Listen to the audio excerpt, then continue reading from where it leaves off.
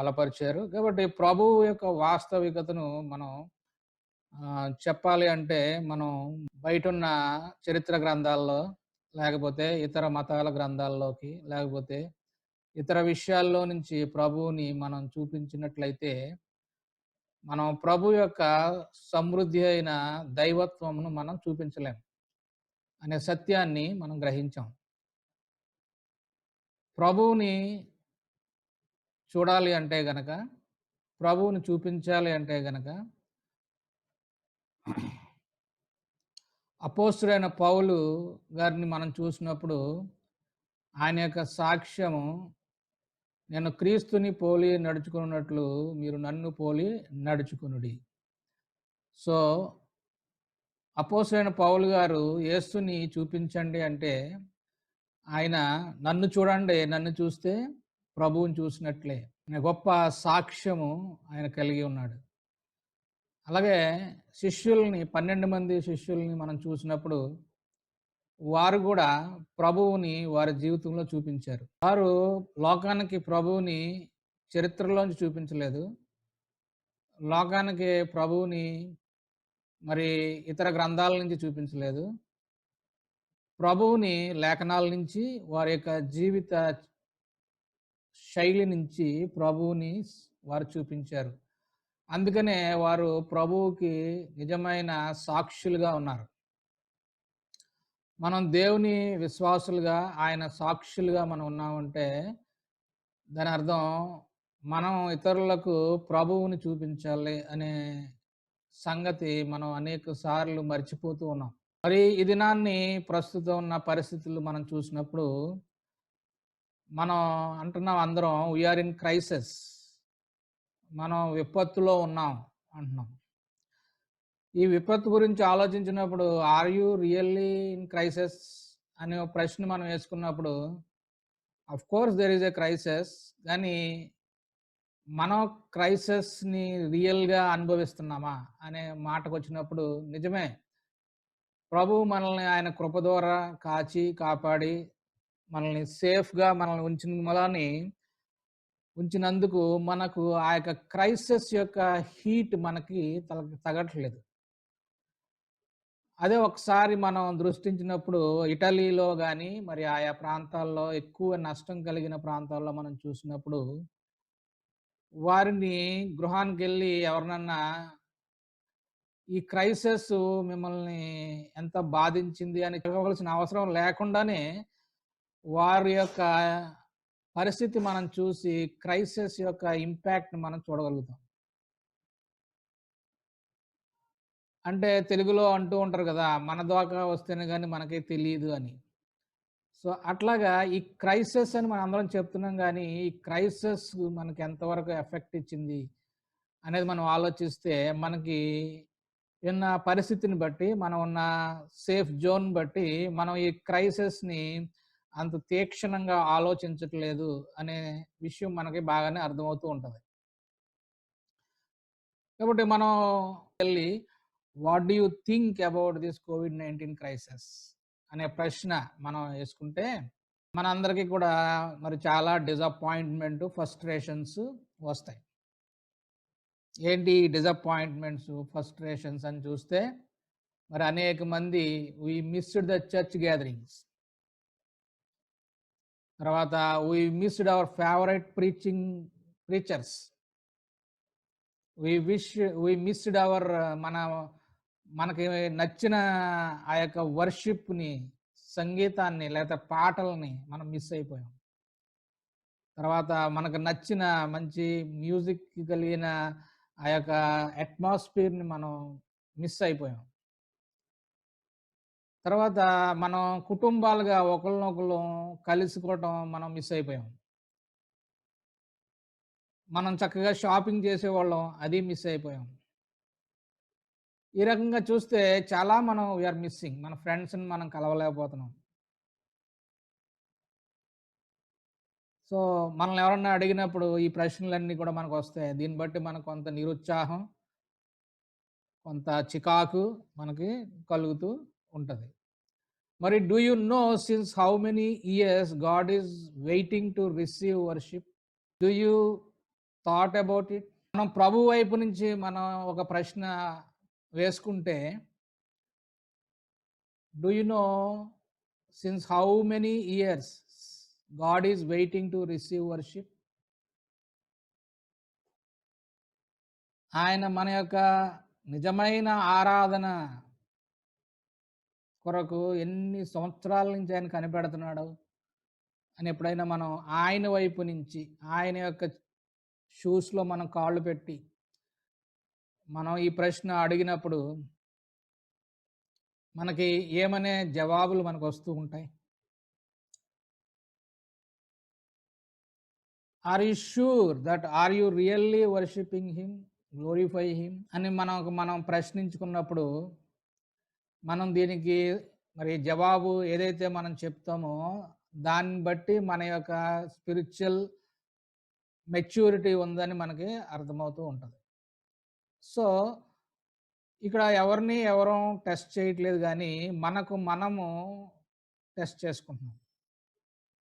మనకు మనము ప్రభువు సన్నిధిలో మనల్ని మనం ఒకసారి పరీక్షించుకుంటున్నాం. Are we sure that we are really worshipping him, glorifying him?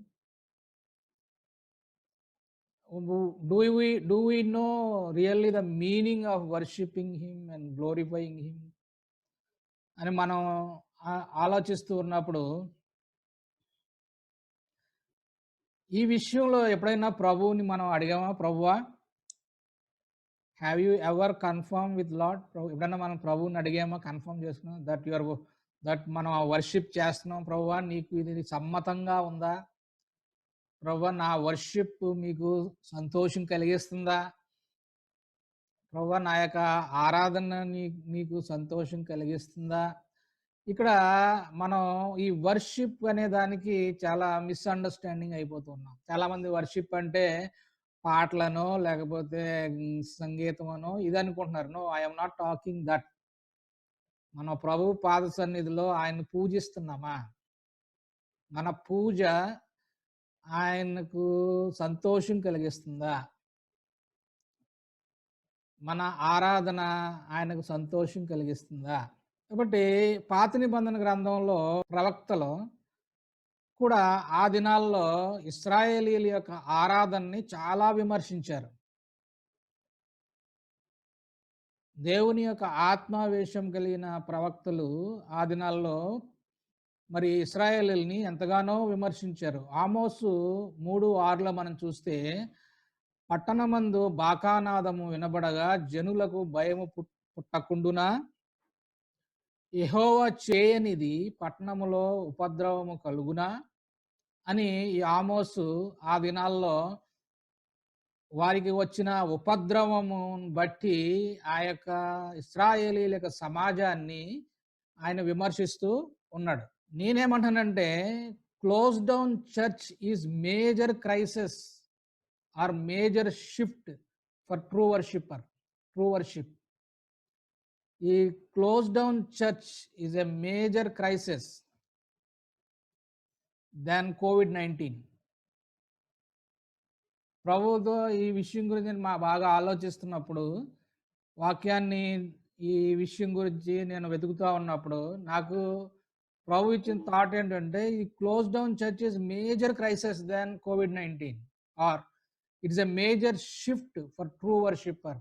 అంటే నిజముగా ఆరాధించే ఆరాధికులకి ఇది ఒక గొప్ప తలక్రిందులు చేసే ఒక సమయం. మన యొక్క పద్ధతిని పూర్తిగా మార్చుకోవాలి అని కలిగించే ఒక చెక్ పాయింట్ లాగా మనకు కనిపిస్తూ ఉంది. దేవుడు ఆయన సార్వభౌమాధికారంలో అనుమతించిన న్యాయ వ్యవస్థ ఏదైతే ఉందో, అది విధించే ప్రతి విపత్తు మానవునికిని దేవునికిని మధ్య సంబంధాన్ని మరింత పటిష్టం చేస్తుంది. అది కేవలము మానవుడు మహిమపరచబడుటకు అని సంగతి మర్చిపోకూడదు. దేవుడు మానవుణ్ణి ఆది నుంచి కూడా ఆయన సృష్టించిన ఈ మానవుణ్ణి ఆయన ఎంతగానో ఘనమైన స్థానంలో పెట్టాడు. మానవుని సృష్టించడంలోనే ఆయన పోలికలో మనల్ని సృష్టించి మానవునికి గొప్ప మహిమను ఆయన మనకిచ్చాడు. ఎప్పుడైతే మానవుడు పతనం అయిపోతూ ఉన్నాడో, దేవుని సార్వభౌమాధికారంలో ఉన్న అంటే సోవర్నిటీ ఆఫ్ గాడ్‌లో ఉన్న ఆయన యొక్క లా అండ్ ఆర్డర్ ఎప్పుడైతే మానవులకు విపత్తులో వస్తుందో, దేవునికి, మానవునికి మధ్య సంబంధం మరింత పటిష్టం చేయాలని ఆయన ఆశపడుతూ ఉన్నాడు. ఈ యొక్క క్రైసిస్ మానవుడు మరింత ఇంతగా మానవుడిని మరింతగా దేవుడు మహిమపరచడానికి ఈ యొక్క క్రైసిస్ మానవుడికి దేవుడు వాడుతున్నట్టుగా మనం చరిత్రలో చూడొచ్చు. ఇశ్రాయేలీయుల యొక్క చరిత్రలో మనం కూడా చూడొచ్చు. రోమీయులకు రాసిన పత్రిక 28వ అధ్యాయము 20, 21, 20-21 ఏలయనగా సృష్టి నాశనమునకు లోనైన దాసత్వంలో నుండి విడిపింపబడి దేవుని పిల్లలు పొందబోవు మహిమగల స్వాతంత్రము పొందునను నిరీక్షణ కలదై స్వేచ్ఛగా కాక దానిని లోపరిచిన వాని మూలముగా వ్యర్థపరచబడెను. చూడండి, ఇక్కడ ఈ యొక్క లోకము కూడా దేవుని పిల్లలు పొందబో మహిమగల స్వాతంత్రము పొందునను నిరీక్షణ కలదై ఉందంట. ఈ భూమి దేవుని పిల్లలు పొందబో మహిమగల స్వాతంత్రం. ఇదేనో మనం ఈ యొక్క మహిమగల స్వాతంత్రం గురించి కొంత మనం ఆలోచించబద్దులమై ఉన్నాం. చూడండి, ఈ క్రైసిస్లో మానవుడికి దేవునికి మనం ఈ మధ్యన వారి గురించి ఆలోచిస్తూ ఉంటే మానవ హృదయము దేవుని హృదయమును కలుపుతుంది క్రైసిస్. రెండోది, దేవుడు రాజ్యమును మానవుడు దృష్టించుటకు సహాయపడుతుంది. అంటే మానవుడు దేవుని యొక్క కట్టడల వైపు చూడటానికి క్రైసిస్ ఉపయోగపడుతుంది. దేవుని చిత్తము భూమిపై నెరవేరుటకు ఆటంకాలను తొలగిస్తుంది క్రైసిస్. దేవుని సృష్టి స్వస్థపడి ఆయన ప్రేమించిన నరులకు క్షేమము కలుగులాగిన క్రైసిస్ ఉపయోగపడుతుంది. ప్రతి విపత్తు వెనుక సృష్టికర్త చేయు ప్రక్షాళన ఉంటుంది. ప్రతి విపత్తు నుండి ఆయనకు అనుకూలమైన వారిని శ్రద్ధగా ప్రత్యేకపరచు బాధ్యత ఆయన తీసుకుంటూ ఉంటాడు. When there is a mess, when there is a crisis, దేవుడు ఏం చేస్తూ ఉంటాడంటే, ప్రేమగల తండ్రి ఆయనకు అనుకూలమైన వారిని, ఆయన వైపు తిరిగిన వారిని శ్రద్ధగా ప్రత్యేకపరచు బాధ్యత ఆయన తీసుకుంటూ ఉంటాడు. ఆయన అందరినీ ప్రత్యేకపరచాలని బాధ్యత కలిగి తీసుకుంటాడు. అయితే కొంతమందే ఆయనకు అనుకూలంగా ఉంటారు. మనం గృహాల్లో మనం చూస్తూ ఉంటాం. మన మన ఇళ్లల్లో అన్ని పిల్లలు గదుల్లో చల్లాచెదురుగా పడేసినప్పుడు అదొక కేయాస్, లేకపోతే అదొక విపత్తులాగా దాని మీద నడిచెళ్ళే వాళ్ళు కాళ్ళు గుచ్చుకుంటాయి, డిజార్డర్గా ఉంటుంది. అప్పుడు మనం ఏం చేస్తాం, ఎస్పెషల్లీ లేడీస్ అదంతా కూడా చక్కగా క్లీన్ చేస్తారు, ప్రక్షాళన చేస్తారు. చేసి ఏదైతే థింగ్స్ డిస్పస్ అయిపోయి చల్లాచెదురుగా పడున్నాయో వాటిలన్నిటిని కూడా భద్రపరుస్తారు. అట్ ద సేమ్ టైం క్రైసిస్లో ప్రభువు కూడా, దేవుడు కూడా మానవులను శ్రద్ధగా ఆయన ప్రత్యేకపరచు బాధ్యత ఆయన తీసుకుంటున్నాడు. ఆయన పరిశుద్ధపరిచే బాధ్యత ఆయన ప్రత్యేకపరచటం అనగా పరిశుద్ధపరచటం, ప్రత్యేకపరచటం అనగా అభిషేకించటం. నీవు నేను ఒక పర్పస్ని బట్టి ప్రభు ఈ భూమి మీద ఉంచాడు కాబట్టి మనలను ఒక పరిమి నిమిత్తము, మనలను ఒక బాధ్యత నిమిత్తము ఆయన ఈ యొక్క క్రైసిస్లో భద్రపరుస్తున్నాడు అనే సత్యాన్ని మనం గ్రహించినప్పుడు మనం మరి ప్రభువును ఎంతగానో స్తుతిస్తాం. ఎందుకంటే hour God is bigger than the crisis. కాబట్టి దీనిని బట్టి మనం ప్రభువుని ఎంతగానో స్తుతిస్తాం. అదే రకంగా మనం చూసినప్పుడు ఇశ్రాయేలీయుల్ని ఎంతగానో వారి యొక్క మరి చెడు నడవడికను బట్టి వారిని విమర్శించిన గొప్ప దైవజనుడు మరి క్రీస్తుకు పూర్వము 800 సంవత్సరాల్లో మరి ఉన్న గొప్ప ప్రవక్త యెషయా ప్రవక్త 66 అధ్యాయాలు కలిగిన గొప్ప గ్రంథాన్ని ఆయన రచించాడు. మరి యెషయా గ్రంథాన్ని మనం మినీ బైబిల్ అని కూడా అంటాం. ఎందుకంటే మనకు బైబిల్‌లో 66 పుస్తకాలు ఎలాగున్నాయో యెషయా గ్రంథంలో కూడా మరి 66 అధ్యాయాలుంటాయి. కాబట్టి ఈ 66 అధ్యాయాలు మన యొక్క బైబిల్ గ్రంథం యొక్క విభజనకు సమాంతరంగా ఈ యొక్క యెషయా గ్రంథం ఉంటది. కాబట్టి యెషయా గ్రంథంలో కూడా మరి యెషయి ఇశ్రాయేలీయులను మరి ఆయన ఎంతగానో విమర్శిస్తూ ఉన్నాడు వారి నడవడికను మార్చుకోవాలని. ఒకసారి ఈ భాగాలు మనం చదువుదాం. ఆ దినాల్లో ఇశ్రాయేలీయుల్ని ఆయన దేవుని యొక్క ప్రవక్తల ద్వారా ఏ రకమైన మరి హెచ్చరికలు వారికి ప్రభువు అందజేసాడో మనం చూసినప్పుడు యెషయా రాసిన గ్రంథము 1వ అధ్యాయం 10 నుంచి మనం 19 వరకు మనం చదివినప్పుడు, సొదొమ న్యాయాధిపతులారా యెహోవా మాట ఆలకించుడి, గొమొర్రా జనులారా మన దేవుని ఉపదేశమును చెవియొగ్గుడి.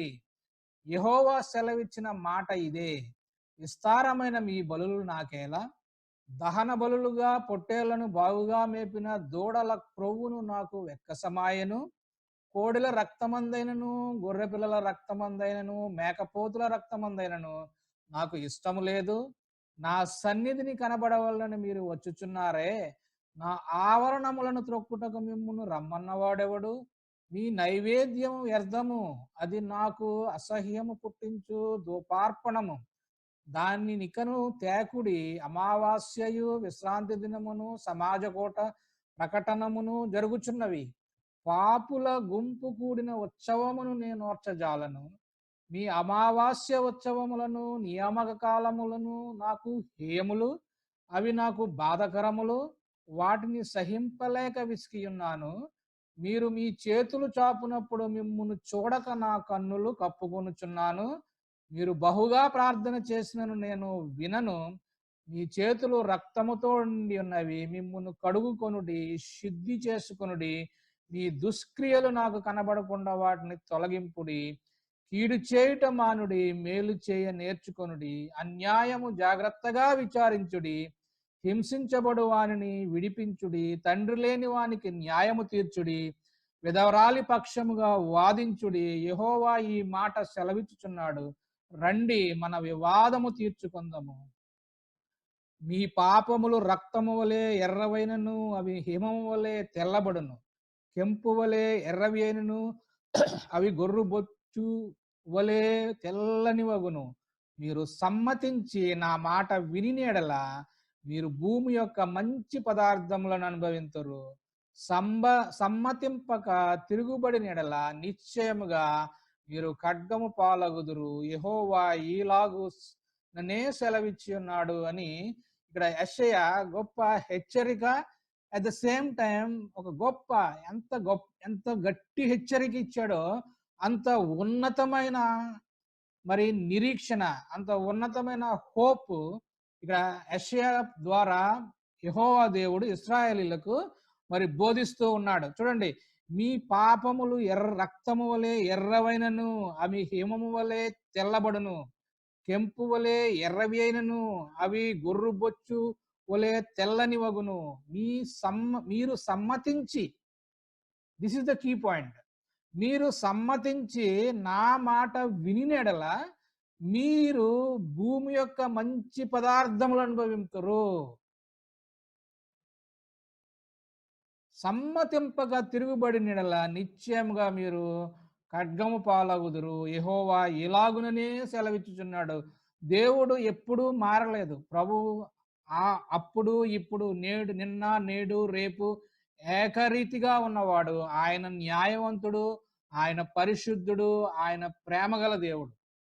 కాబట్టి ప్రభువు ఇశ్రాయేలీయులకు వారి యొక్క పతనమును బట్టి వారికి వచ్చిన క్రైసిస్లో యెషయా ఈ విధంగా యెషయా ద్వారా దేవుడైన యెహోవా సెలవిచ్చుచూ ఉన్నాడు.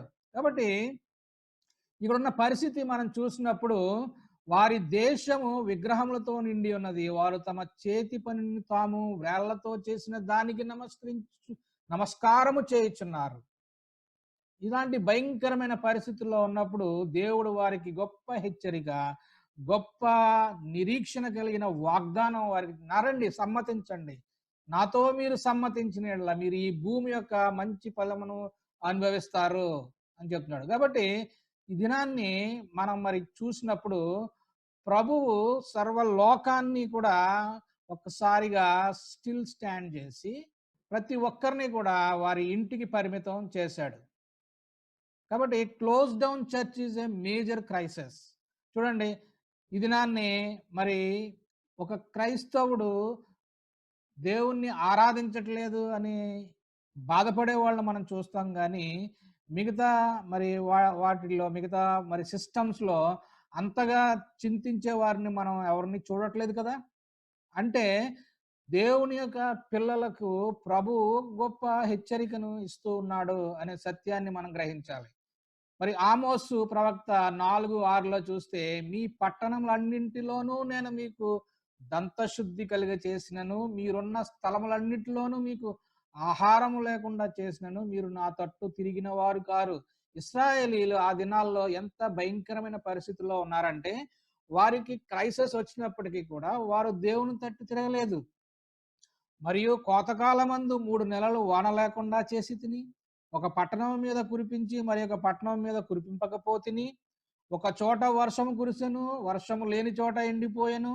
2, 3 పట్టణముల వారు నీళ్లు త్రాగుటకు ఒక పట్టణమునకే పోగా అచ్చట నీరు వారికి చాలకపోయెను. అయినను మీరు నా తట్టు తిరిగిన వారు కారు. ఇదే యెహోవా వాక్కు. అయినను మీరు నా తట్టు తిరిగిన వారు కారు. ప్రభు ఇక్కడ ఎంతో ఆశ్చర్యపోతూ ఉన్నాడు దేవుడు. వీళ్ళకి ఇంత కష్టం కలిగించినప్పటికీ నా వైపు తిరగట్లేదు అని. కాబట్టి ఈ దినాన్ని ప్రభు మనతో కూడా ఈ విధంగానే మాట్లాడుతున్నాడు. మనం చూస్తున్నప్పుడు అనేక దేశాల్లో మరి క్రైసిస్ వచ్చింది. అనేక దేశాల్లో మరి రెసిషన్ వచ్చింది. అనేక దేశాల్లో నష్టం వచ్చింది. మన ఇండియాలో మరి పరిస్థితి బాగోలేదని మన అందరం సింగపూర్ వచ్చాం. సింగపూర్‌లో ఉద్యోగాలు చేస్తున్నాం. మరి ఇక్కడ ఏదో మనం ఉన్నాం. అయినప్పటికీ కూడా మరి ప్రపంచమంతా ఈ విధమైన క్రైసిస్ రావటం అనేది మనం దేవుని పిల్లలుగా చాలా ఆలోచించవలసిన విషయం. దీన్ని మనం అంత సులువుగా ఏదోలాగా తీసుకునే పరిస్థితి లేదు. మనం ప్రభువుతో సన్నిహితమైన సంబంధం కలిగి, ప్రభువుతో మనం సహవాసం చేస్తూ, మనం ఈ యొక్క క్రైసిస్ కంటే గొప్ప దేవుడు మనకున్నాడనే గొప్ప నిరీక్షణతో మనం ఉండవలసిన దినాల్లో మనం ఉన్నామనే సంగతిని నేను మీకు జ్ఞాపకం చేస్తున్నాను. ఇక్కడ ఆమోసునికి 4వ అధ్యాయంలో 6-11 వచ్చేసరికి ఆయన ఇలా చెప్తున్నాడు. ఏమనంటే, మరియు నేను ఐగుప్తుల మీదకు తెగుళ్లు పంపినట్లు మీ మీదకు తెగుళ్లు పంపించి తిని, మీరు దండుపేటలో పుట్టిన దుర్గంధము మీ నాసికారంధ్రంలోకి ఎక్కునంతగా మీ చేత ఖడ్గము చేత హతము చేయించి మీ గుర్రములను కొల్లబెట్టించింది. అయినను మీరు నా తట్టు తిరిగిన వారు కారు. ఇదే యెహోవా వాక్కు. దేవుడు సొదొమ గొమొర్రాలను బోర్ల దోసి నాశనము చేసినట్లు నేను మీలో కొందరు నాశనం చేయగా, మీరు మంటలో నుండి తీయబడిన కొరువులైనట్టు తప్పించుకొంటిరి. అయినను మీరు నా తట్టు తిరిగిన వారు గారు కాదు. ఇదే యెహోవా వాక్కు. దేవుడు వారి యొక్క ఆధ్యాత్మిక పరిస్థితిని, వారి యొక్క మరి అంతరంగ పరిస్థితిని, ఇశ్రాయేలీయుల యొక్క అంతరంగ పరిస్థితిని బాహాటంగా చెప్తూ ఆయన 12వ వచనంలో ఏమన్నాడంటే, కాబట్టి ఇశ్రాయేలీయులారా మీ ఎడల నేను ఇలాగు చేయుదును కనుక ఇశ్రాయేలీయులారా మీ దేవుని సన్నిధిని కనబడుటకై సిద్ధపడుడి. ఎంత కనికరము గల దేవుడు మనకున్నాడు. ఎంత కనికరము గల ప్రభువు మనకున్నాడు. ఆయన ఏమంటున్నాడంటే, మీ దేవుని సన్నిధి కనబడుటకై సిద్ధపడుడి. Come to my presence. నా సన్నిధికి రండి. నా సన్నిధిని కనపడుటకై సిద్ధపడుడి అని ఆయన మనల్ని పిలుస్తూ ఉన్నాడు. ఆ దినాన్ని ఇశ్రాయేలీయులను పిలిచాడు. ఈ దినాన్ని మనల్ని పిలుస్తూ ఉన్నాడు. లోకం భయంకరమైన పరిస్థితుల్లో ఉంది. మన ఆధ్యాత్మిక జీవితం చిందరవదగా ఉంది. అయినప్పటికీ నా బిడ్డ,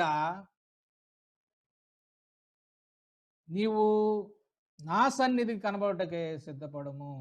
ఈ దేవుని యొక్క పిలుపుగా మనం ఈ దినాన్ని మనం గమనించాం. తర్వాత మనం చూసినప్పుడు మరి ఈ close down church is a major crisis అని మనం అనుకున్నప్పుడు, మరి ఇక్కడ దేవుడు మనల్ని మహిమపరిచే ఆ యొక్క స్వాతంత్రాన్ని మనకు ఆయన ఇవ్వాలనుకుంటూ ఉన్నాడు. కాబట్టి ఈ యొక్క స్వాతంత్రం గురించి మనం ఆలోచించినప్పుడు, దేవుణ్ణి ఆరాధించుటలో స్వాతంత్ర దుర్వినియోగం జరిగింది అనే సత్యాన్ని మనం గ్రహించాలి.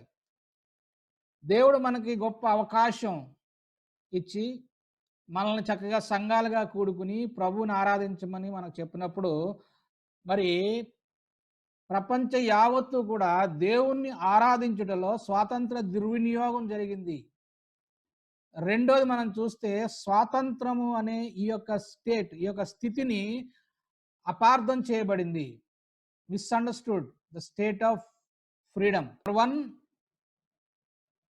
God given the freedom of worship is misutilised. Second one, the state of freedom what God has given being misunderstood. అంటే దేవుణ్ణి ఆరాధించుటలో స్వాతంత్రము దుర్వినియోగం అయింది. ఆమోసు 8:3-10లో మనం చూస్తే, ప్రభువైన యెహోవా సెలవిచ్చినది ఏమనగా, మందిరములో వారు పాడు పాటలు ఆ దినమున ప్రలాపములగును, శవములు లెక్కకు ఎక్కువగును, ప్రతి స్థలమందును అవి పారవేయబడును. ఇశ్రాయేలీయులు they misutilised the worship. They misunderstood the worship. కనుక వారు ఇంత భయంకరమైన పరిస్థితి గుండా వారు వెళ్ళారు. ప్రభువును ఆరాధించుటలో స్వాతంత్రమును దుర్వినియోగం చేశాం. దావీదు వాయించు వాయిద్యములను కల్పించుకొందురు. కాబట్టి ఇక్కడ మనం దావీదుని మనం చూసినప్పుడు దినవృత్తాంతములో దావీదు చేయించిన వాయిద్యములను వాయించుటకు లేవీలను, బూరల ఊదుటకు యాజకులను నియమించిరి.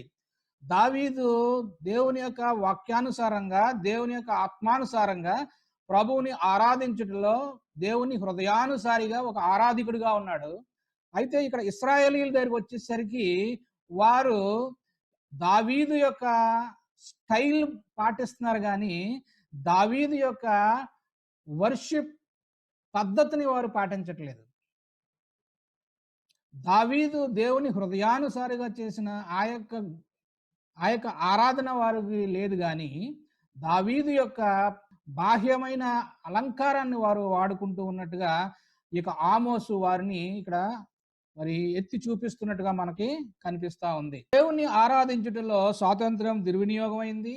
స్వాతంత్రం అనే స్థితి అపార్థం చేయబడింది. అపోస్తుల కార్యములు 7వ అధ్యాయము 51, 53 మనం చూసినప్పుడు చూడండి, ఇక్కడ the effect of misunderstanding the freedom which God has given అస్.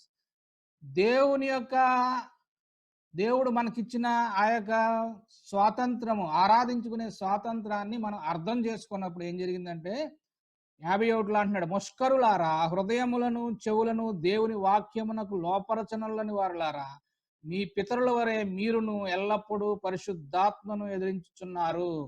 మీ పితరులు ప్రవక్తనలో ఎవరిని హింసింపక యుండిరి. ఆ నీతిమంతుని రాకను గూర్చి ముందు తెలిసిన వారిని చంపిరి. ఆయనను మీరు ఇప్పుడు అప్పగించి హత్య చేసిన వారైతిరి. దేవదూతల ద్వారా నియమింపబడిన ధర్మశాస్త్రమును మీరు పొందితిరి గాని దానిని గైకొనలేదని చెప్పాను. ఇశ్రాయేలీయులు చూడండి, వీళ్ళు ఏం చేస్తారంటే ప్రవక్తలను చంపారు. నీతిమంతుని యొక్క యేసు ప్రభు వారి యొక్క రాకని గురించి ప్రవచించిన వారిని చంపారు. ఎల్లప్పుడూ వారు దేవుని ఆత్మను ఎదిరించువారుగా ఉన్నారు. కాబట్టి ఎప్పుడైతే దేవుని యొక్క వర్షిప్, ఫ్రీడమ్ ఆఫ్ వర్షిప్ని ఎప్పుడైతే మనం దాన్ని అర్థం చేసుకోమో అప్పుడు ఏం జరుగుతుందంటే దేవుని మనం దుఃఖపడుతూ ఉంటాం.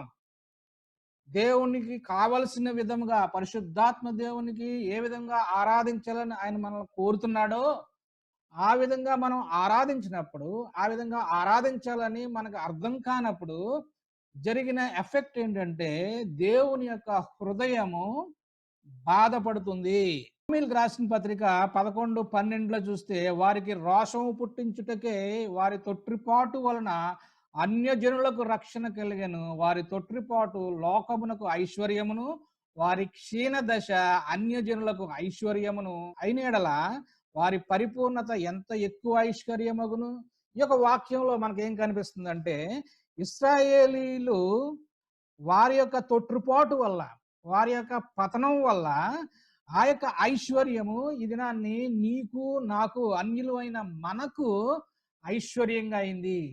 వారి యొక్క క్షీణ దశ అన్యులైన నీకు నాకు గొప్ప ఐశ్వర్యంగా అయింది. ఇదే ఇంత గొప్ప ఐశ్వర్యం అయితే అపోస్తలుడైన పౌలు వాళ్ళకి చెప్తా ఉన్నాడు, మీకు మీరు పడిపోయినప్పుడు, మీరు తొట్టిల్లినప్పుడు మిమ్మల్ని బట్టి అన్యులకే ఇంత గొప్ప ఐశ్వర్యం వస్తే వీరి యొక్క పరిపూర్ణత కనుక ఉంటే కనుక వీరు ఎంత ఐశ్వర్యం అవుతారు, ఎంత ఎక్కువగా ఐశ్వర్యకరం అవుతారు అని ఇక్కడ అపోస్తలుడైన పౌలు గారు ఆపోతూ ఉన్నాడు. కాబట్టి ఇశ్రాయేలీయుల యొక్క పతనమును బట్టి, వారు ప్రభువును తృణీకరించడాన్ని బట్టి ఇదినాన్ని నీకు నాకు ప్రభువు సమీపస్తుడయ్యాడు. వారు వద్దన్నది దేవుడు తీసి మనకిచ్చాడు. మరి వారు ప్రభువుని అర్థం చేసుకోలేదు, ఏ విధంగా ఆరాధించాలో.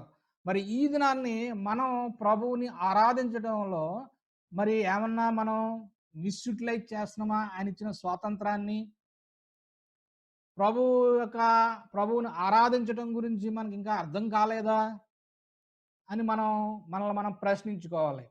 The crisis of worship affects whole world at a time. కాబట్టి ఈ యొక్క క్రైసిస్ మనం చూసినప్పుడు the close down church is a major crisis అన్నప్పుడు the crisis of worship is the crisis of worship. It affects whole world at a time. That's the significant point. ఈ విపత్తు ఒకే సమయంలో ప్రపంచ వ్యాప్తంగా వచ్చింది. సంఘం మూయబడింది అనేదే గొప్ప విపత్తు అయితే, అదే ఆరాధించలేని ఒక గొప్ప విపత్తు. Is it not God's action against his people? If so, what is he looking for? ఇది దేవుని యొక్క యాక్షనేనా? ఒకవేళ దేవుని యాక్షనే అని వాక్యం చెప్తుంది, మన అంతరంగాలు చెప్తున్నాయి, then what is he looking for? ఆయన దేని గురించి చూస్తున్నాడు? ఇది దేవుడు తీసుకున్న చర్య అయితే ఆయనకు కావాల్సిందేంటి? We should discover. రోమీయులకు రాసిన పత్రిక 8:27 చూస్తే, మరియు హృదయములను పరిశోధించువాడు ఆత్మ యొక్క మనస్సు ఏదో ఎరుగును, ఎలయనగా ఆయన దేవుని చిత్త ప్రకారము పరిశుద్ధుల కొరకు విజ్ఞాపన చేయుచున్నాడు. దేవుని ప్రేమించు వారికి, అనగా ఆయన సంకల్పము చొప్పున పిలువబడిన వారికి మేలు కలుగుటకై సమస్తము సమకూడి జరుగుచున్నవని మనము ఎరుగుదుము. When God allow this crisis, we should understand God preserving us, God protecting us, God anointing us, God separating us for his purpose and for our goodness. కనుక ఇదినాన్ని మనము చర్చెస్ క్లోజ్ అయిపోయినాయి అని చెప్పేసి, లేకపోతే ఈ యొక్క మరి మనకు కావాల్సిన విధంగా ఇంతకు ముందులాగా మనం వాటి గురించి మనం తాపత్రయపడక డిఫరెంట్ యాంగిల్లో, డిఫరెంట్ కోణంలో ప్రభు ఏదైతే ఆలోచిస్తున్నాడో ఆయనతో మనం సింక్ అవ్వాల్సిన సమయంలో మనం ఉన్నాం. కాబట్టి ఈ యొక్క క్రైసిస్ మనందరి మేలు గురించే అనే గొప్ప సత్యాన్ని మనం గ్రహించాలి. అనేకమైన మరి విపత్తులు అనేక ఫ్యామిలీస్ జరుగుతున్నాయి, అనేక రకాలుగా ఇబ్బందులు పడుతున్నారు. కానీ దేవుడు సార్వభౌముడు, ఆయనకు ప్రతి ఒక్కరూ ఇంపార్టెంటే. ఆయన యొక్క దృష్టికి మన దృష్టి అందదు గనక మనం ఆయన యొక్క క్రియలను మనం అర్థం చేసుకోలేం గనక మనకి ఎన్నో అనుమానాలు ఉంటాయి. కానీ దేవుని యొక్క వాక్యము సత్యమైనది, దేవుని యొక్క వాక్యము ఎంతో జీవము గలది, అది ఎన్నటికి మారనిది. కాబట్టి దేవుని వాక్యము సత్యము అనే సంగతి మనం గ్రహించి మనం ఈ విషయాలన్నీ కూడా మనం చూసుకోవాల్సిన బాధ్యత మనపై ఉంది. కాబట్టి రోమీయులకు రాసిన పత్రికలో చూస్తే, ఎలయనగా సృష్టి నాశనంలోనైన దాస్యములో నుండి విడిపింపబడి దేవుని పిల్లలు పొందబోవు మహిమగల స్వాతంత్రము, దేవుని పిల్లలు పొందబోవు మహిమగల స్వాతంత్రము పొందునని నిరీక్షణ కలదై ఉందంట. కాబట్టి స్వేచ్ఛగా కాక దానిని లోపరచుని వాని మూలంగా వ్యర్థపరచబడను. సృష్టి యావత్తు ఇది వరకు ఏకగ్రీవంగా మూలుగుచు ప్రసవ వేదన పడుచున్నదని ఎరుగుదము. అంతేకాదు ఆత్మ యొక్క ప్రథమ ఫలము నొందిన మనము కూడా దత్తపుత్రత్వము కొరకు అనగా మన దేహము యొక్క విమోచనము కొరకు కనిపెట్టుచు మనలో మనము మూలుగుచున్నాము. అటువలే ఆత్మయు మన బలహీనతలను చూసి సహాయము చేయుచున్నాడు. ఏలయనగా మనం యుక్తముగా ఎలాగూ ప్రార్థన చేయవలనో మనకు తెలియదు గాని ఉచ్చరింప సత్యము గాని మూలుగులతో ఆ ఆత్మ తానే మన పక్షముగా విజ్ఞాపన చేయుచున్నాడు. కాబట్టి ఇక్కడ మనం చూసినప్పుడు దేవుడు మనలను మహిమపరచాలనుకుంటున్నాడు. మహిమగల స్వాతంత్రాన్ని ఆయన మనకి ఇవ్వాలనుకుంటున్నాడు అనే సత్యాన్ని మనం గ్రహించాలి. అన్నిటి యందు నాకు స్వాతంత్రం, ఈ స్వాతంత్రము అన్నిటి యందు మనకు స్వాతంత్రం కలదు గాని అన్నీయు చేయదగినవి కావు. అన్నిటి యందు నాకు స్వాతంత్రం కలదు గాని నేను దేని చేతను లోపరచ కొనబడనలను. ఈ స్వాతంత్రము ప్రభువుని ఆరాధించే స్వాతంత్రము, ప్రభువును ఆరాధించుట్లో ఉండే స్వాతంత్రము, ప్రభువు బిడ్డగా ఉండే స్వాతంత్రము, దేవుని యొక్క బిడ్డగా ఉండే స్వాతంత్రము, ఆయన ఆజ్ఞలను అంగీకరించేవాడుగా ఉండే స్వాతంత్రము. ఈ యొక్క స్వాతంత్రము కానీ కలదు గాని అన్నియు చేయదగినవి కావు. అన్నిటి యందు నాకు స్వాతంత్రం కలదు గాని నేను దేని చేతను పడనలను. చూడండి, మనకి స్వాతంత్రం అంటే మనం ఏమనుకుంటామంటే మన ఇష్టానుసారంగా మనం చేయటమే స్వాతంత్రం అనుకుంటున్నాం. నో. పాప స్వభావంతో కలిగిన మనము, సిన్ నేచర్తో కలిగిన మనము మన ఇష్టానుసారంగా ఏది చేసినానో అది పాపమే అవుతుంది. అది స్వాతంత్రం కాదు. మన ఇష్టానుసారంగా మనం ఏది చేసినానో అది స్లేవరీ అవుతుంది. అయితే దేవుని యొక్క స్వాతంత్రము, దేవుని యొక్క ఆత్మ ఇచ్చు స్వాతంత్రములో మనం ఉంటే మనము ధైర్యంగా ఉంటాం, మనము కాన్ఫిడెంట్గా ఉంటాం, మనము అధికారం కలిగి ఉంటాం, మనము శక్తివంతులుగా ఉంటాం. కాబట్టి స్వాతంత్రంలో డిసిప్లిన్ ఉంది, స్వాతంత్రంలో మరి పవర్ ఉంది, మరి ఈ యొక్క ఫ్రీడంలో స్వాతంత్రంలో మనకి మరి పర్పస్ ఉంది. కాబట్టి ఆత్మ ఇచ్చు ఈ స్వాతంత్రంలో పరలోక సంబంధమైన రాజ్యాధికారం ఉంది. సర్వ అధికారము ఈ పరలోక సంబంధమైన రాజ్యాధికారం కింద ఉండవలసిందే. 1 కొరింథీయులు 7:21-23 మనం చూసినప్పుడు దాసుడవై ఉండగా పిలువబడితివా, చింతపడవద్దు గాని స్వతంత్రవగుటకు శక్తి కలిగిన ఎడల స్వతంత్రవగుటకు మరి మంచిది. దాసుడవై ఉండగా పిలువబడితివా, చింతపడవద్దు గాని స్వతంత్రుడవగుటకు శక్తి కలిగిన ఎడల స్వతంత్రుడవగుటకు మరి మంచిది. ప్రభువునందు పిలువబడిన దాసుడు ప్రభువు వలన స్వతంత్రం పొందినవాడు. ఆ ప్రకారమే స్వతంత్రుడై ఉండి పిలువబడిన వాడు క్రీస్తుకు దాసుడు. మీరు విలువ పెట్టి కొనబడిన వారు గనుక మనుష్యులకు దాసులు కాకుడి. మనం దేవునికి దాసులము. మనకు దేవుడిచ్చిన స్వాతంత్రము ప్రభువు మనల్ని పిలిచిచ్చింది. కొరింథీయులకు రాసిన పత్రిక 10:21-24 మనం చూస్తే మీరు ప్రభువు పాత్రలోనిది దైవం పాత్రలోనిది కూడా త్రాగనేరారు, ప్రభువు బల్ల మీద ఉన్న దానిలోను దయ్యముల బల్ల మీద ఉన్న దానిలోను కూడా పాలు పొందనేరారు. ప్రభువునకు రాసము పుట్టించదమా, ఆయన కంటే మనం బలవంతులమా? అన్ని విషయములందు నాకు స్వాతంత్రం కలదు గాని అన్నీయు చేయదగినవి కావు. అన్నిటి యందు నాకు స్వాతంత్రం కలదు గాని అన్నీయు క్షమావృద్ధి కలుగ చేయవు. ఎవడును తన కొరకే కాదు ఎదుటి వాని కొరకు మేలు చూచుకొనవలెను. కాబట్టి దేవుడు మనకిచ్చిన స్వాతంత్రములో ఆరాధన ఉన్నది. దేవుడు మనకిచ్చిన స్వాతంత్రములో మన జీవితము ఆయన కట్టడల అనుసారంగా నడిచే స్వాతంత్రము. దేవుడు మనకిచ్చిన స్వాతంత్రము క్రీస్తుని ధరించుకున్న స్వాతంత్రము. దేవుడు మనకిచ్చిన స్వాతంత్రము ఆయన ఆత్మ మనకిచ్చిన స్వాతంత్రము. ఈ ఆత్మ కలిగి మనం ప్రభు సన్నిధికి వచ్చినప్పుడు అది వర్షిప్, అది దేవుని యొక్క ఆరాధన, అది దేవునికి మనం సమర్పించుకున్న ఆరాధన. కాబట్టి ఈ యొక్క వర్షిప్ని మనం అర్థం చేసుకోలేదు, మనం దుర్వినియోగం చేశాం. స్వాతంత్రం అనే స్థితి అపార్థం చేయబడింది. ప్రభువే ఆత్మ, ప్రభు యొక్క ఆత్మ ఎక్కడ ఉండునో అక్కడ స్వాతంత్రము ఉండును. ఈ యొక్క స్వాతంత్రంలో ఉపయోగం ఉంది, పర్పస్ ఉంది. నాశనంకు లోనైన దాస్యంలో నుండి మనం విడిపిస్తుంది. ఈ యొక్క స్వాతంత్రం యొక్క దర్శనము దేవుని పిల్లలు పొందబో మహిమగల స్వాతంత్రాన్ని ఇస్తుంది. ఈ యొక్క కార్యాచరణ దేవుడు పని చేస్తాడు, ఇక్కడ మానవుడు కూడా పని చేయాలి. ఈ యొక్క వర్షిప్ లో అక్కడ దేవుడు పని చేస్తున్నాడు, ఇక్కడ మానవుడు కూడా పనిచేస్తూ ఉన్నాడు. ఈ స్వాతంత్రంను మన కార్యసాధకం చేసుకున్నటకు ఏమి దేవుడు చేస్తున్నాడు? దేవుడు చేసింది ఏంటి? గలాతీయులకు రాసిన పత్రిక 5:1 చూస్తే ఈ స్వాతంత్రము అనుగ్రహించి క్రీస్తు మనలను స్వతంత్రులుగా చేసి ఉన్నాడు కాబట్టి మీరు స్థిరముగా నిలిచి మరలా దాస్యమును కాడి కింద చిక్కుకొనకుడి. దేవుని యొక్క కార్యము చేసాడు ఇక్కడ. ఈ యొక్క స్వాతంత్రము నీకు నాకు ఇవ్వటానికి ఈ స్వాతంత్రమును మనకు అనుగ్రహించాడు. ఎలాగ అనుగ్రహించాడు? మరి ఎఫెసీయులకు రాసిన పత్రిక 2:7 మనం చూస్తే క్రీస్తు యేసునందు మనలను ఆయనతో కూడా లేపి పరలోకమందు ఆయనతో కూడా కూర్చుండబెట్టెను. మీరు విశ్వాసము ద్వారా కృపచేతనే రక్షించబడి ఉన్నారు. ఇది మీ వలన కలిగినది కాదు, దేవుని వరమే. ఇది క్రియల వలన కలిగినది కాదు గనుక ఎవడను అతిశయపడకూడదు.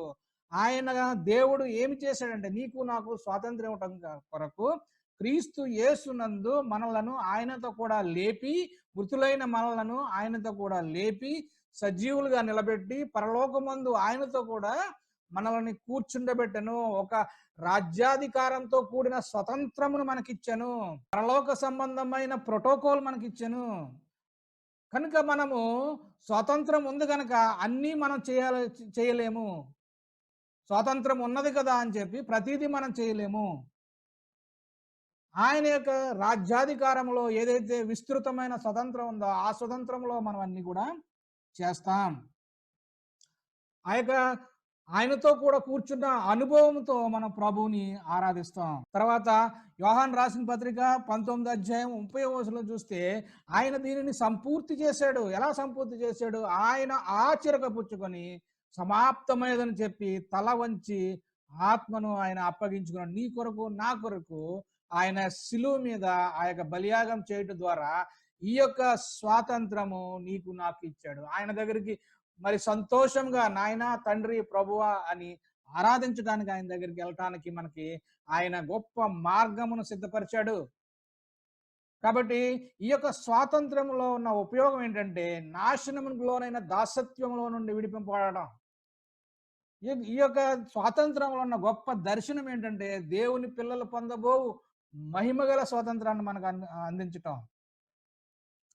కనుక మరి ఇక్కడ మనం చూస్తే తీతుకు రాసిన పత్రిక 3:4 చెప్తున్నాడు, మానవుల ఎడల మనకున్న ప్రేమయు ప్రత్యక్షమైనప్పుడు మనము నీతిని అనుసరించి చేసిన క్రియల మూలముగా కాక తన కనికరము చొప్పుననే పునర్జన్మ సంబంధమైన స్నానము ద్వారాను పరిశుద్ధాత్మ మనకు నూతన స్వభావమును కలుగు చేయటం ద్వారాను మనలను రక్షించెను.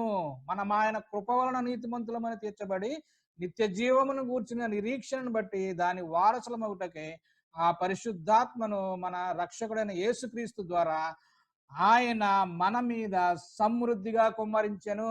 ఆయన యొక్క రాజ్యమును మన మీద కుమ్మరించెను.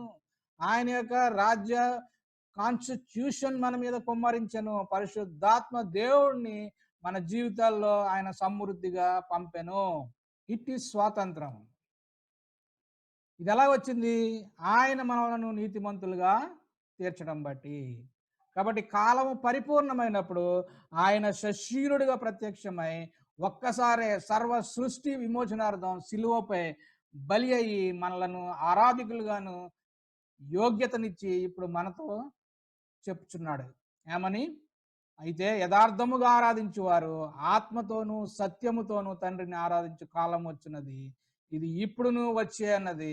తన్ను ఆరాధించువారు అట్టివారే కావాలని తండ్రి కోరుకొనుచున్నాడు. దేవుడు ఆత్మ గనక ఆయనను ఆరాధించువారు ఆత్మతోనూ సత్యముతోనూ ఆరాధించవలను.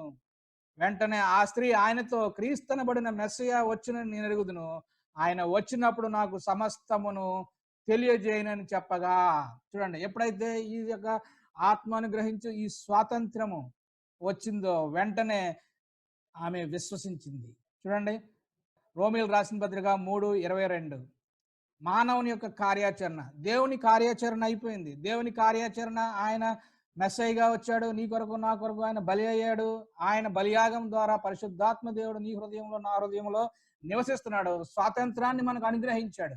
అయితే మానవుడు చేయవలసిన పని ఏంటి?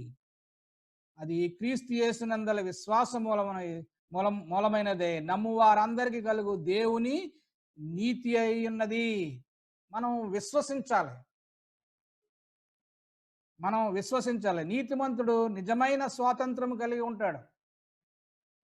మనం ఎప్పుడైతే విశ్వసించామో మనం నీతిమంతులుగా తీర్చబడతాం. ఎప్పుడైతే నీతిమంతులుగా తీర్చబడ్డామో నిజమైన స్వాతంత్రం కలిగి ఉంటాము. దేవుని దగ్గర మనం దాక్కోము. మనం హైడ్ అవ్వం. మనం ధైర్యంగా కృపాసనానికొస్తాం. ప్రభు సన్నిధిలో మన హృదయాన్ని ఓపెన్ చేస్తాం. ప్రభుకి సమస్తము తేటగా కనిపిస్తుందనే గొప్ప ఆలోచన కలిగి మనం ప్రభు సన్నిధిలో ఉంటాం. కాబట్టి మానవుడు చేయవలసిన పని విశ్వసించాలి. మరి నీతిమంతుడున్నాడా? యోబు అంటున్నాడు, నరుడు దేవుని దృష్టికి నీతిమంతుడు ఎట్లు కాగలడు? స్త్రీకి పుట్టినవాడు ఆయన దృష్టికిగా ఉంటాడు. కీర్తనలో 14 అధ్యాయము మరి 53 అధ్యాయాల్లో 1, 3 వచనాలు మనం చూస్తే, వారందరూ దారి తొలగి బొత్తిగా చెడి ఉన్నారు. మేలు చేయువారు ఎవరునూ లేరు, ఒక్కడైనను లేడు. ఎక్కడున్నాడు నీతిమంతుడు? ప్రసంగి అంటున్నాడు, పాపము చేయక మేలు చేయుచుండు నీతిమంతుడు భూమి మీద ఒక్కడైనను లేడు. అయితే దేవుని యొక్క నీతి ఈ భూమి మీద ఏ విధంగా ప్రజ్వలించిందంటే, ఆదికాండం 15:16లో, మరి గలతీయులు 3:6లో, యాకోబు 2:33లో మనం చూసినప్పుడు, అతడు యెహోవాను నమ్మెను, ఆయన అది అతనికి నీతిగా ఎంచెను.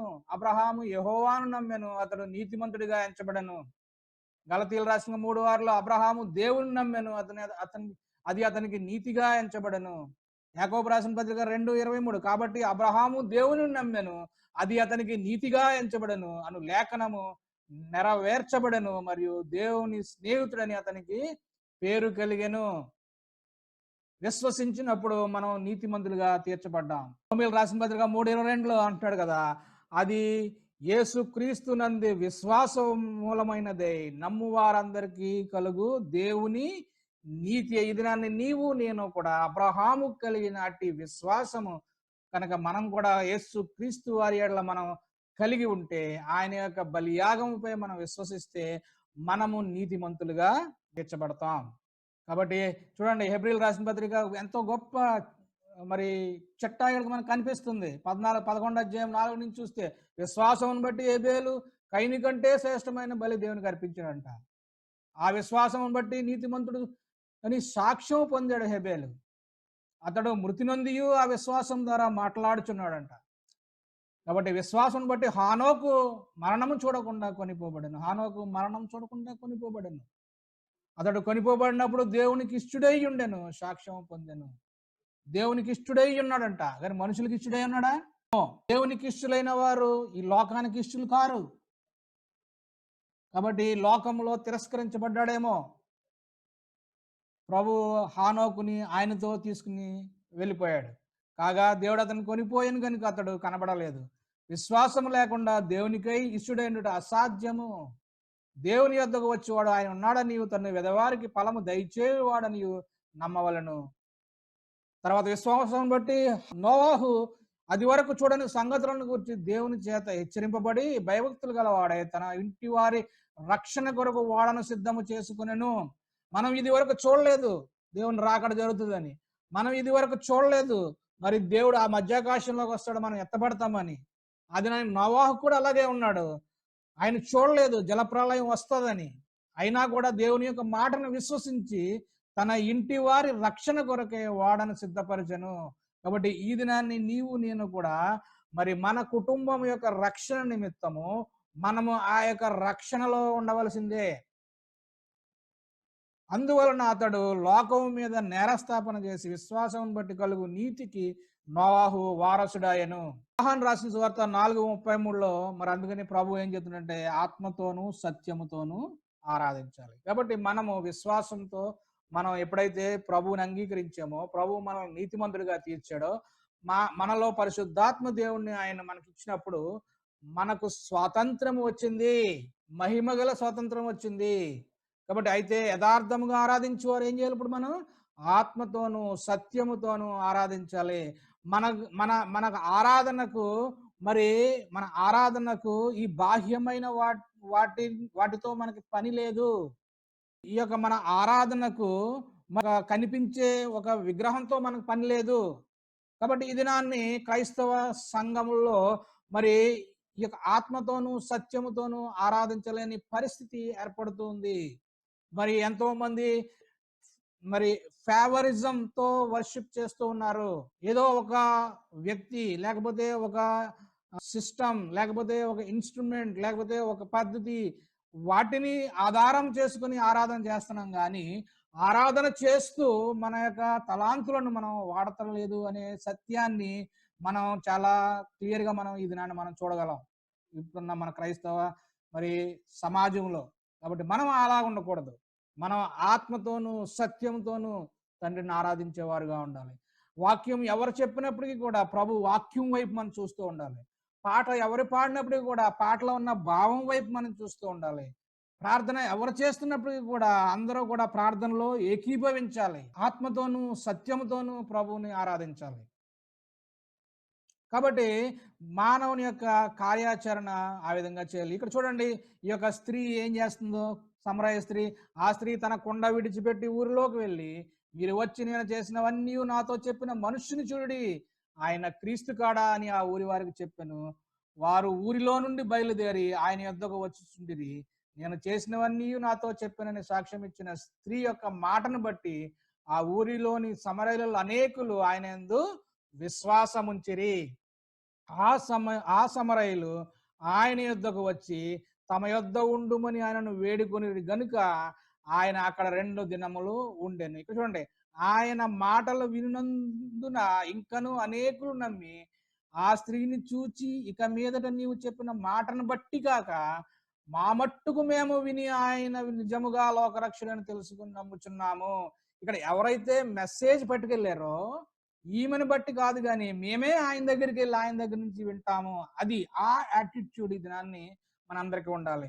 కాబట్టి మనం వాక్యం చెప్తున్నప్పుడు, వాక్యము చెప్తున్న వారి బట్టి మనం విశ్వసించడం కాదు గాని, ఎవరన్నా మనకు వాక్యం మనకు చెప్తున్నప్పుడు, దేవుణ్ణి మనకు దగ్గరికి చేస్తున్నప్పుడు, దేవుని దగ్గరికి మనం తీసుకువెళ్తున్నప్పుడు, మనము దేవునితో కనెక్ట్ అయిపోవాలి. మనం దేవునితో కనెక్ట్ అయిపోవాలి. కానీ ఈ దినాన్ని క్రిస్టియన్ డొమైన్ ఎలాగైపోయిందంటే, దేవునితో కనెక్ట్ అవ్వట్లేదు. ప్రజలు డినామినేషన్స్‌తో కనెక్ట్ అవుతున్నారు. ప్రజలు సిస్టమ్స్‌తో కనెక్ట్ అవుతున్నారు. ప్రజలు వేరే వారి యొక్క మరి పద్ధతులతో కనెక్ట్ అయిపోతున్నారు గానీ, అక్కడ వర్షిప్ చేయబడబోతున్న ప్రభువుతో కనెక్ట్ అవ్వట్లేదనే బాధ ప్రభువుకి ఎంతగానో ఉన్నది. ఎవ్వరు కూడా ఆయనతో కనెక్ట్ అవ్వట్లేదు. కాబట్టి విశ్వాసులుగా మనం ఏం చేయాలి? ప్రభు యొక్క ఆత్మ ఎక్కడ ఉండునో అక్కడ స్వాతంత్రం ఉంటది. ప్రభు దగ్గరికి నువ్వు ధైర్యంగా వెళ్ళొచ్చు. నీకు స్వాతంత్రం ఉంది. నీకు ఏ అడ్డు లేదు. నీకు ఒక చర్చ్ బిల్డింగ్ అడ్డు కాదు. ప్రభువుని స్వాతంత్రంగా ఆరాధించాలి. కాబట్టి మనం చేరి, కలిసి ఆరాధించడం చాలా ప్రాముఖ్యం. మనం ఒక దిక్కున కూర్చుని ఆరాధించడం చాలా ప్రాముఖ్యం. ఆ విధంగా ఆరాధించాలని ప్రభువు మనకు చెప్పాడు. కానీ దాంట్లో ప్రభువు ఏమి కోరుకున్నాడో అది జరగట్లేదు. కనుక ఈ దినాన్ని మనల్ని ఆయన తర్బీదు చేస్తూ ఉన్నాడు. ఈ యొక్క సమయాల్లో ఏ విధంగా ప్రభువుని ఆరాధించాలి, ప్రభువుతో ఏ విధంగా కనెక్ట్ అవ్వాలి. నీవు నేను గనక ఎంత తొందరగా ప్రభువుతో కనెక్ట్ అయ్యి ఆరాధించే ఆ యొక్క పరిస్థితిలోకి మనం వెళ్ళాలని ఆశపడతామో, ప్రభువు అంత త్వరగా మనల్ని అందరినీ మరలా కలిసి ఆరాధించుకునే పరిస్థితి మనం తీసుకొస్తాడని నేనైతే విశ్వసిస్తూ ఉన్నాను. కాబట్టి 1 కొరింథీయులు 6:12 చూస్తే, అన్నిటి యందు నాకు స్వాతంత్రం కలదు గాని అన్నీ చేయదగినవి కావు. అన్నిటి యందు నాకు స్వాతంత్రం కలదు గాని నేను దేని చేతను లోపరచబడలను. నేను అన్నీ చేయగలను. గాని ఏది నాకు ఇంపార్టెంట్ కాదు. ప్రభువే ఇంపార్టెంట్. నేను ప్రసంగం చేయగలను, పాట పాడగలను, మ్యూజిక్ కొట్టగలను, అది చేయగలను, ఇది చేయగలను, ఇయన్నీ చేయగలను. అది ఇంపార్టెంట్ కాదు. నాకు ప్రభు ఇంపార్టెంట్. అలాంటి స్వాతంత్రం మనకుంది. నీకు నాకు అంత గొప్ప స్వాతంత్రం ఉంది. కాబట్టి మనం చేసే క్రియలు ఇంపార్టెంట్‌గా మనం చూస్తున్నామేమో. మనం ప్రభువుని ఇంపార్టెంట్ చేసుకున్నప్పుడు ఆయన యొక్క శక్తిని బట్టి మన క్రియలు మరి జరుగుతూ ఉంటాయి. చేస్తూ ఉంటాం అనే ప్రైమరీ ప్రభువు, సెకండరీ మన క్రియలు. కాబట్టి 1 కొరింథీ 10:23లో చూస్తే, అన్ని విషయములందు నాకు స్వాతంత్రం కలదు గాని అన్నియు చేయదగినవి కాదు. అన్నిటి యందు నాకు స్వాతంత్రం కలదు గాని అన్నియు క్షేమాభివృద్ధి కలుగ చేయవు. అన్ని క్షేమాభివృద్ధి కలుగ చేయవు. కాబట్టి మనం చేసే భక్తి క్రియలు, మనం చేసే మంచి పనులు క్షేమాభివృద్ధిని కలుగజేస్తున్నాయా అనే సంగతి మనం గమనించుకోవాలి. అనేక సార్లు మనం అనుకుంటాం నేను చేస్తున్నది కరెక్టే, ఇది క్షేమం కలిగిస్తదని. కానీ అన్నీ క్షేమము కలిగింపచేయవు. కనుక మనం ప్రభు పాద సన్నిధిలో మరియమ్మ వలె మౌనముగా ఉండటం ఎంతైనా మంచిది. ప్రభు వైపు చూస్తూ, ప్రభువు దగ్గర నుంచి వింటూ, ప్రభువుతో లీనమవుతూ, ప్రభు వైపు చూసి ఆరాధించే ఆ యొక్క ఆరాధన క్రమంలోకి మనం అందరం రావాలి. కాబట్టి గలతీయులు రాసిన పత్రిక 2:4లో చెప్తున్నాడు కదా, మనలను దాసులుగా చేసుకుని కొనవలనని క్రీస్తు యేసు వలన మనకు కలిగిన మన స్వాతంత్రమును వేగు చూచుటకు రహస్యముగా తేబడిన దొంగతనముగా ప్రవేశించిన కపట సహోదరుల వలన జరిగినది. సువార్త సత్యమును మీ మధ్య నిలిచినట్లు మేము వారిని ఒక్క గడి అయినను లోబడుటకు ఒప్పుకొనలేదు. అనేకమైన రాంగ్ డాక్ట్రిన్స్, అనేకమైన వింత పద్ధతులు, వాక్యానుసారం కానివి మనలోకి తేబడుతున్నప్పుడు మనము స్వాతంత్రము కలిగిన వారంగా మనం ఏం చేయాలంటే ఒక్క గడి అయినను నేను ప్రభువుకి లోబడి ఉన్నవాడిని, ప్రభు వాక్యానికి స్వాతంత్రం కలిగి ఉన్నవాడిని, కానీ మిగతా వేటికి నేను స్వాతంత్రము కలిగి లేను అనే గొప్ప సత్యాన్ని మనం, దేనికి నేను దాసుడని కాను అనే ఆ యొక్క కట్టుబాటులో మనందరం కూడా ఉండాలి. సహోదరులారా, మీరు స్వతంత్రులుగా ఉండుటకు పిలువబడితిరి. అయితే ఒక మాట, స్వాతంత్రమును శరీర క్రియలకు హేతువు చేసుకొనక ప్రేమ కలిగిన వారే ఒకనికొకడు దాసులై ఉండుడి. దేవుడిచ్చిన ఈ యొక్క స్వాతంత్రమును అనుభవించేవారుగా పిలువబడితిరి కనుక స్వాతంత్రమును శరీరము క్రియలకు హేతువు చేసుకొనక ప్రేమ కలిగిన వారే ఒకనికొకడు దాసులైండుడి. ఒకరి క్షేమాభివృద్ధి ఒకరు కలిగి మీకు నొప్పి కలిగినప్పటికీ క్షేమాభివృద్ధి నిమిత్తము మీరు మీ స్వాతంత్రమును మిస్యూటిలైజ్ చేసుకోవద్దండి. మీ స్వాతంత్రమును, ప్రభువు మీకు ఇచ్చిన స్వాతంత్రమును అర్థం చేసుకోండి. స్వతంత్రులయ్యండి దుష్టత్వమును కప్పిపెట్టకు మీ స్వాతంత్రమును వినియోగపరచక దేవునికి దాసులమని లోబడి ఉండి. చూడండి, ఇక్కడ పేతురు ఎంతో కఠినంగా ఇక్కడ హెచ్చరిస్తూ ఉన్నాడు. తామే భ్రష్టత్వమునకు దాసులైండి అట్టి వారికి స్వాతంత్రం ఇత్తుమని చెప్పుదురు. ఒకడు దేని వలన జయింపబడినో దానికి దాసుడును కదా. కాబట్టి మనలో స్వాతంత్రం లేకుండా, మనలో దేవుని యొక్క ఆత్మ లేకుండా, మనం దేవుని ఆత్మకు లోబడకుండా మనం మిగతా వారికి ఏ విధమైన స్వాతంత్రం మనం ఇస్తాం? ఎప్పుడైతే ఆ యొక్క సమరయ స్త్రీ ఆయనను నమ్మిందో ఆమెలో స్వాతంత్రం వచ్చింది. ఇంతకు ముందు ఆమె భయపడింది.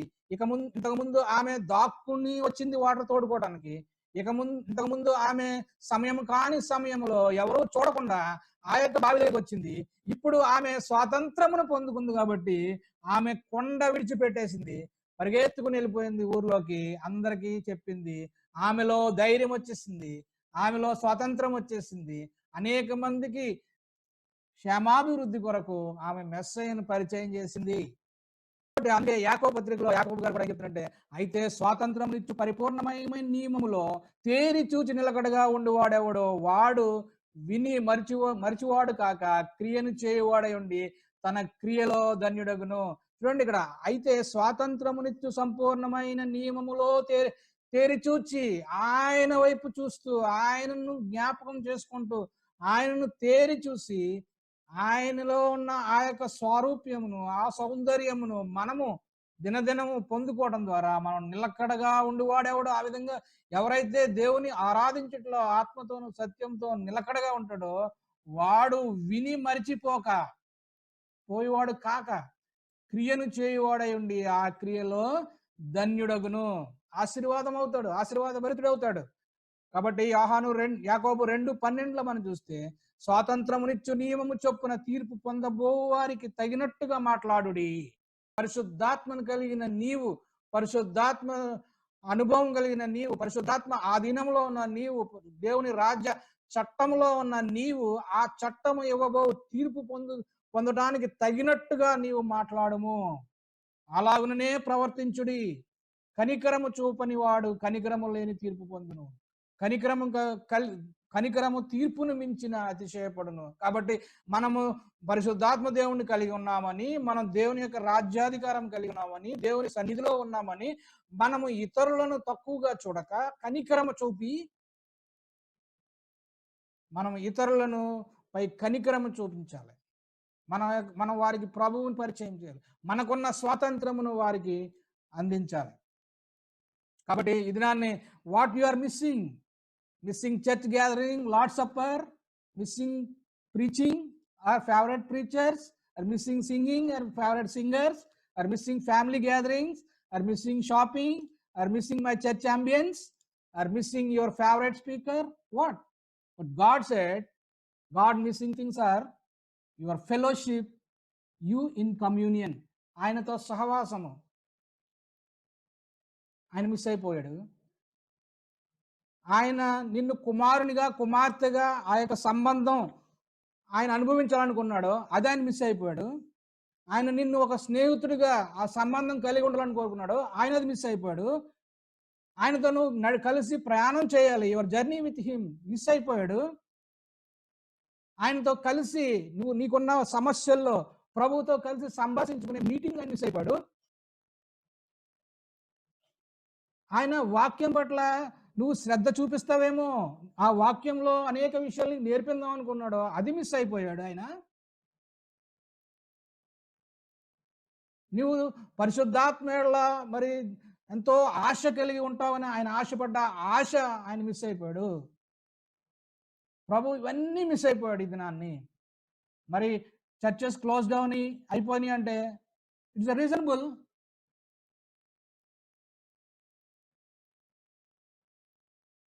కాబట్టి ఇది నువ్వు నేను వీ హ్యావ్ టు, ప్రభు ఏమి వదిలిపెట్టేయలేదు అన్నాడు, మీరు నా సన్నిధికి రండి, come now in to my presence, we will enjoy again, we will start again worship together అన్నాడు ఆయన.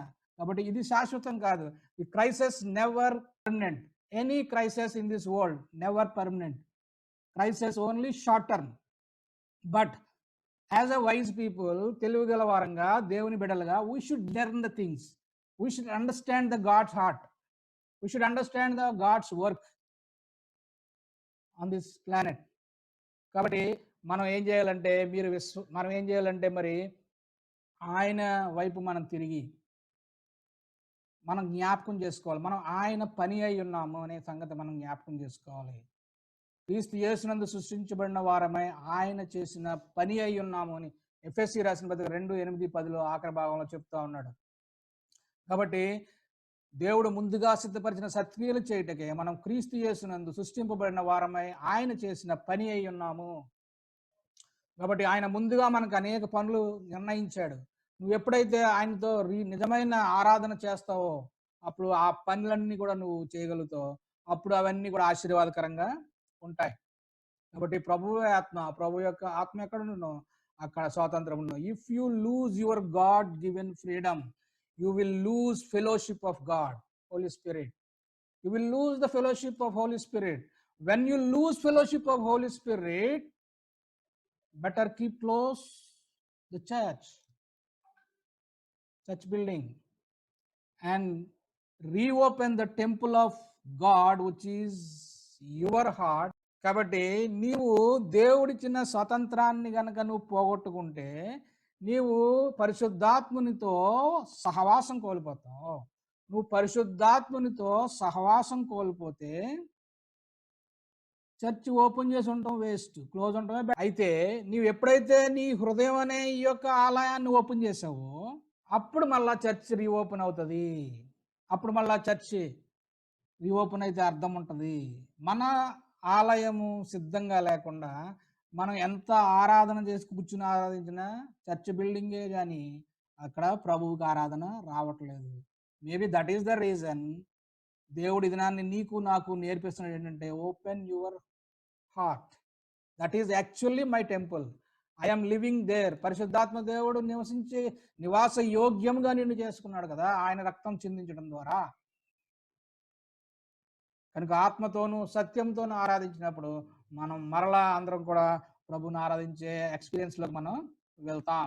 కాబట్టి there is no freedom my friends in sin. పాపములో స్వాతంత్రము లేదు. It's a slavery. Don't die in slavery. Freedom is in kingdom only. Dignity in kingdom only. Glory in kingdom only. దేవుని రాజ్యములోనే మనకి స్వాతంత్రం ఉంది. దేవుని రాజ్యంలోనే మనకి ఘనత ఉంది. దేవుని రాజ్యంలోనే మనకు మహిమ ఉన్నది. కాబట్టి మనం ఈ యొక్క మాటలు మరి మనం జ్ఞాపకం చేసుకుని మనం మన యొక్క ఆరాధనను మనం రీట్యూన్ చేసుకోవాల్సిన బాధ్యత మనం. దేవుడు ఆయన సార్వభౌధికారములో అనుమతించిన న్యాయ వ్యవస్థ విధించే ప్రతి విపత్తు మానవునికి దేవునికి మధ్య సంబంధాన్ని మరింతగా పటిష్టం చేస్తుందని, కేవలము మనుషులను దేవుడు మహిమపరచడానికి, మనల్ని దేవుడు గొప్ప చేయడానికే ఇవన్నీ కూడా ఆయన చేస్తూ ఉన్నాడు అనే గొప్ప సత్యాన్ని మనం ఈ దినాన్ని గమనించవలసిందిగా ఉన్నాం.